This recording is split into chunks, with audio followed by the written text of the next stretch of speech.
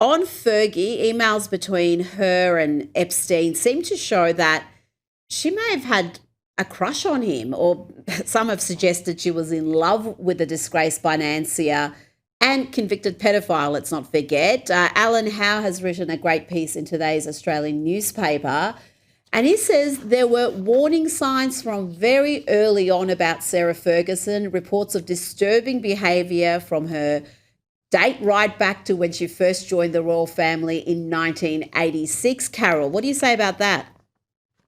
Well, yes, this is the newest thing that has come out of the Epstein files. I mean, there's so much that's coming out. There are thousands and thousands of pages. But yes, it has come out that on at least two occasions she proposed to Jeffrey Epstein. And yes, it was after he was convicted the first time of Mm-hmm. using girls. And so, obviously that didn't bother her very much, or it didn't preclude her wanting to be married to him. Now, of course, she does have this pattern where she's attracted to men, not only for their accomplishments and, their having a lot of money and so on, but also for what they will buy her, what they can offer her. Mm. And apparently Epstein actually did give her money on a number of occasions, when she was in deep trouble, in debt. And I mean, the money that she asked him for was really not very much for what he had in terms of wealth. Mm. Well, yeah, it seems to be a lot about money when it came when it comes to these two, particularly Fergie. It seems.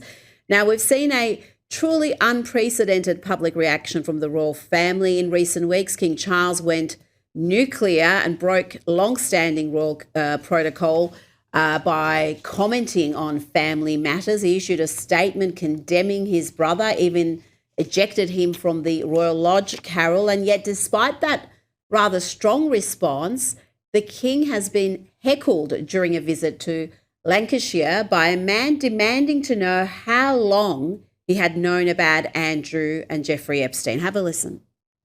Charles, how long have you known about Andrew and Epstein?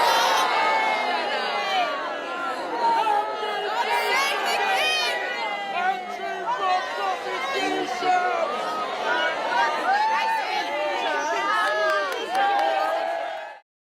Carol, that is not a great look for the royal family, is it? No, it isn't. Now, of course, the queen would say, "Never complain and never explain." Um, Mm. but yes, King Charles has gone a little bit beyond that. I don't know. I mean, I can't help. Andrew was the queen's favorite child, favorite son, and Mm. I think, and younger than Charles.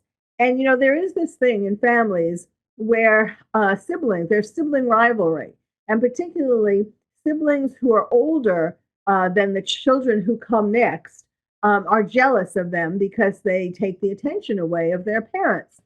So I don't know. I think maybe unconsciously there's some of that, that sort of, and yes, what he thinks Mm. that that the people want him to do, those pressures caused him. But I don't know, just the idea of making Andrew pack up in the middle of the night and move, not that he hadn't been warned before. And actually, it was because the king took away a lot of money and he couldn't afford to keep up Mm. his where he was living.